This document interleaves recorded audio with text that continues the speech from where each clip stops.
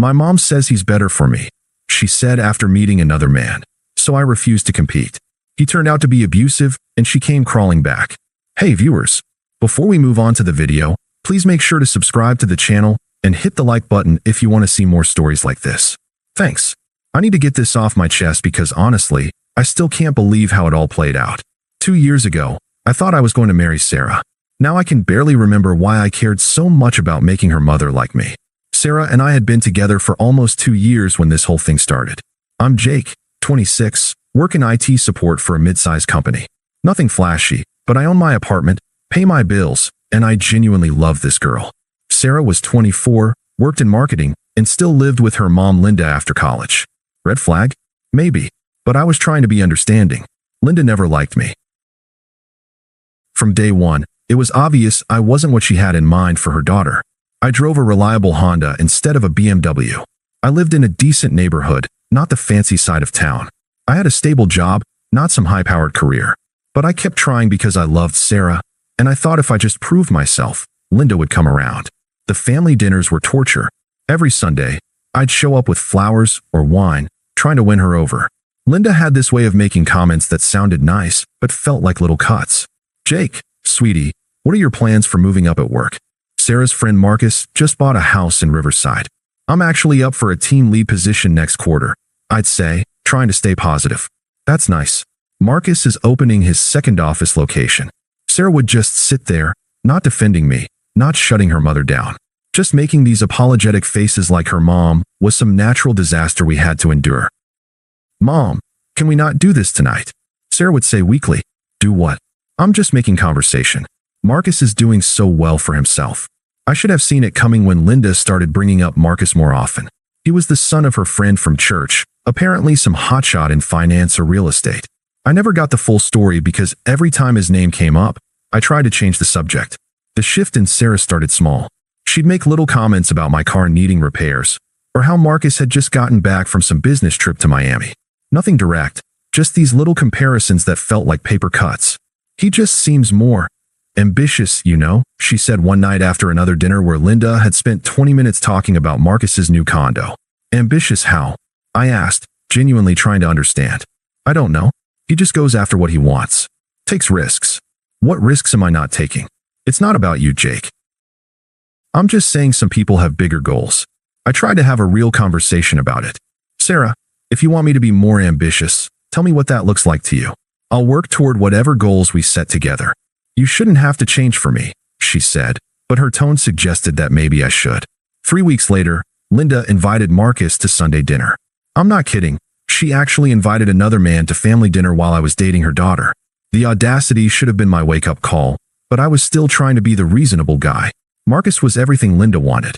Tall, expensive suit, firm handshake, talked about his investment portfolio over pot roast.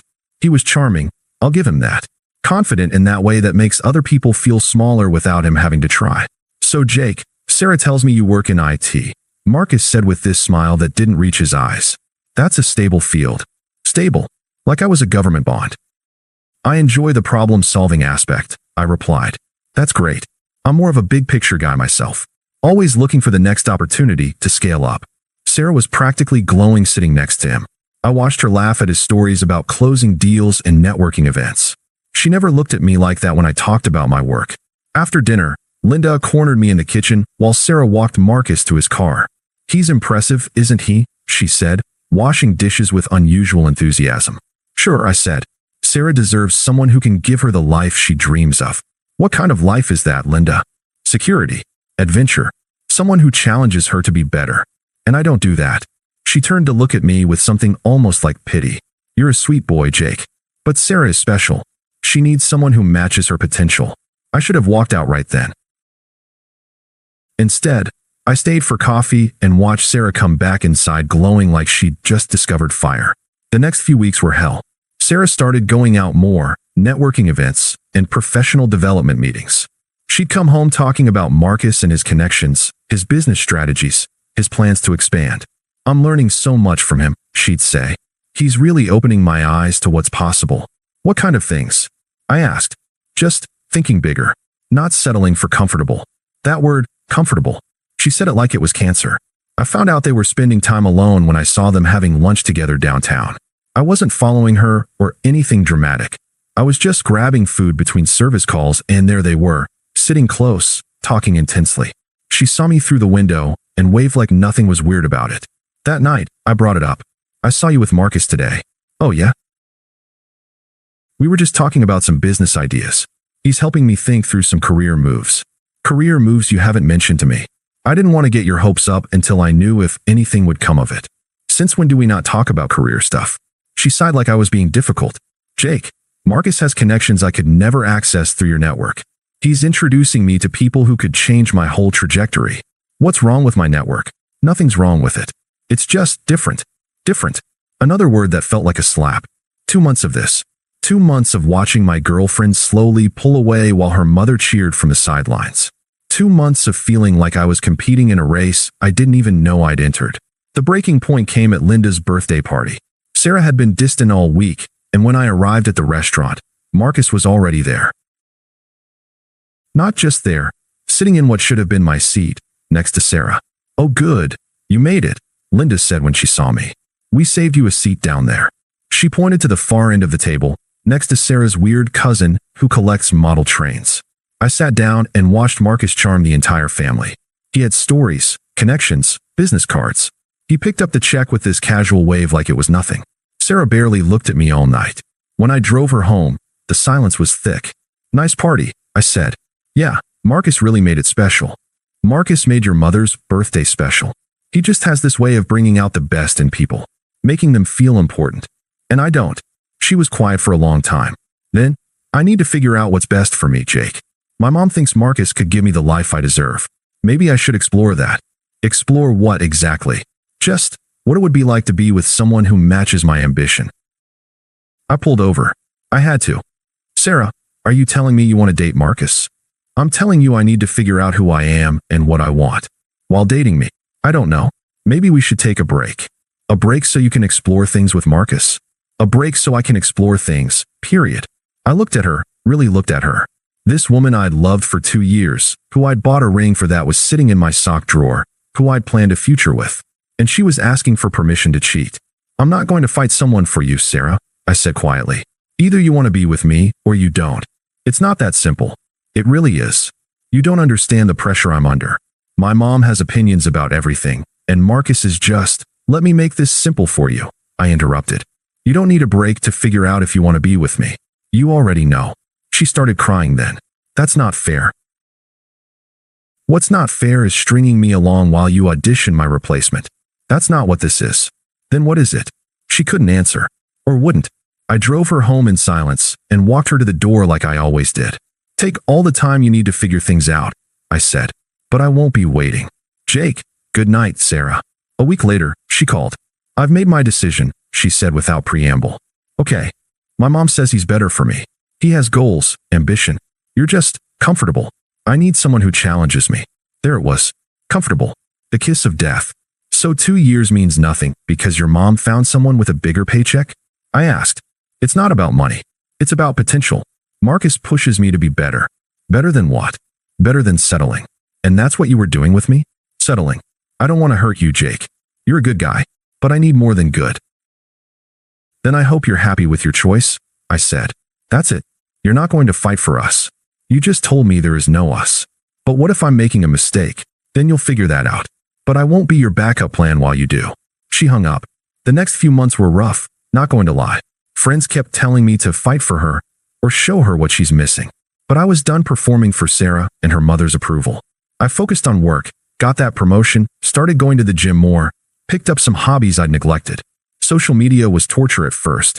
Sarah's Instagram was suddenly full of expensive restaurants, weekend trips, shopping bags from stores I couldn't pronounce. Marcus's arm around her at charity galas, his sports car, their couple selfies from Miami.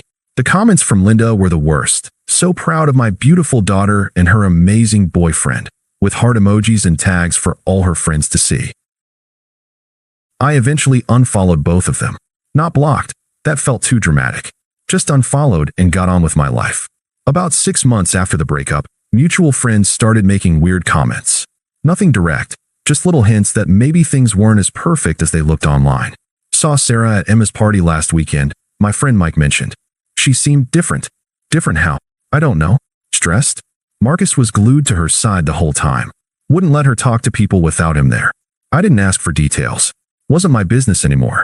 More little hints over the next few months. Sarah had quit her marketing job to focus on supporting Marcus's business. She wasn't hanging out with her old friends as much. Linda was posting fewer bragging photos. Then Emma called me directly. Jake, I need to tell you something, but you can't let Sarah know I called. What's wrong? I think Marcus is hitting her. My stomach dropped. What do you mean you think? She showed up to my house yesterday with bruises on her arms. Said she fell downstairs, but Jake, it looked like finger marks. Did you ask her directly? She shut down the second I brought it up. Started making excuses and left. She's not allowed to have friends over anymore, apparently. Marcus thinks we're bad influences. Have you talked to Linda? Linda finally sees what Marcus really is, but she's too proud to admit she was wrong. She keeps making excuses for him. I felt sick. Whatever Sarah had done to me, I never wanted this for her. What can I do? I asked. I don't know. Maybe nothing. She made her choice. But I thought you should know. I thought about reaching out. Wrote a dozen texts I never sent. What was I supposed to say? I told you so, wasn't going to help her, and I genuinely didn't know if my contact would make things worse for her. The decision was made for me when she started trying to reconnect. It started small. She liked a few of my Instagram posts. Then she started viewing my LinkedIn profile weekly. Then mutual friends mentioned she'd been asking about me. The first text came on a Tuesday. Hey, how are you? I waited a few hours before responding. I'm well. Hope you are too. Can we talk sometime? About what? I made a huge mistake. I see that now. Can we meet for coffee? I stared at that message for a long time. Part of me wanted to see her, to understand what had happened. But a bigger part of me knew it wasn't my problem to solve. I don't think that's a good idea, Sarah. Please. I just need to explain. You explained perfectly when you left. Nothing's changed. The texts became more frequent after that. Longer. More desperate. I know I hurt you, but what we had was real. Marcus isn't who I thought he was. I see that now. I'm sorry to hear you're having problems, but that doesn't change anything between us. I miss you, Jake. I miss us. I stopped responding after that, but she didn't stop trying. Then Linda called me. Actually called my phone at 9 p.m. on a Thursday. Jake, we need to talk. Hello, Linda. What about? Sarah. She's in trouble. What kind of trouble? Marcus. He's not the man we thought he was. She needs help. Then help her. She won't listen to me. She needs someone she trusts. She made it pretty clear she doesn't trust my judgment. She was young, confused. I pushed her toward Marcus. That's on me. But you're a good man, Jake. She needs someone stable now. The irony wasn't lost on me. With respect, Linda, you encouraged her to leave someone stable for someone exciting. She listened to you then. That's different. She was young. She was 24 and made an adult decision with your support. I'm respecting that decision. You're really going to let pride get in the way of helping someone you loved? This isn't about pride. It's about accepting that some choices have consequences. Linda hung up on me. The calls and texts escalated after that. Sarah sent paragraphs about how sorry she was, how she'd learned her lesson, how she wanted to make things right. I read them all but rarely responded. Then she showed up at my apartment.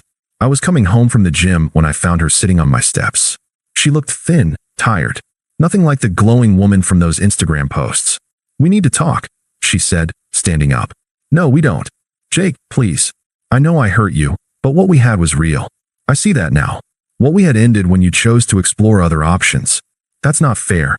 I was confused. My mom was pressuring me. The same way you're pressuring me now? This is different. I made a mistake. A huge mistake. Marcus isn't who he pretended to be. I'm sorry that happened to you. Are you? Because you don't seem sorry at all. I looked at her then, really looked at her. The desperation in her eyes, the way she was holding herself.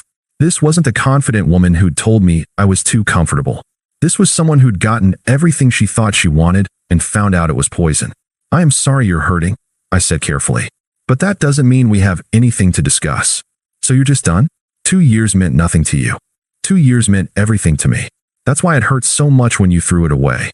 I didn't throw it away. I made a mistake. You made a choice. With full information about what you were giving up. She started crying then. I can't go back to him, Jake. I tried to leave and he threatened me. My chest tightened. Sarah, if you're in danger, you need to call the police. Or go to a shelter. There are resources. I don't want resources. I want you. That's not how this works. Why are you being so cold? I'm not being cold. I'm being realistic. The Jake I knew would have helped me. The Jake you knew would have done anything for you. You remember him? The one who wasn't ambitious enough. She flinched. That was wrong of me to say. It was honest.